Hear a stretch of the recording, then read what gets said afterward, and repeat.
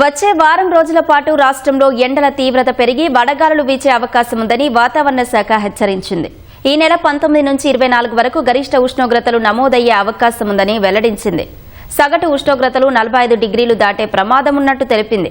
రాష్ట్రంలో ఇవాళ ఆదిలాబాద్, ఆసిఫాబాద్, నిర్మల్, జగిత్యాల, మంచిర్యాల జిల్లాలకు వాతావరణ విభాగం రెడ్ అలర్ట్ ప్రకటించింది. బానుడి భగభగల దృష్ట్యా ఇవాళ 16 జిల్లాలకు ఆరెంజ్ అలర్ట్ జారీ చేసింది.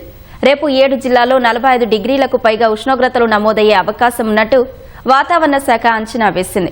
ఈ నెల 19 నుంచి 24 వరకు ఉదయం 10:30 గంటల నుంచి సాయంత్రం 4 గంటల వరకు బయటకు వెళ్లవద్దని ప్రజలకు నిపుణులు సూచిస్తున్నారు. ఆ సమయంలో వడదెబ్బతో ప్రాణాలకు ముప్పు ఏర్పడే ప్రమాదం ఉందని హెచ్చరిస్తున్నారు.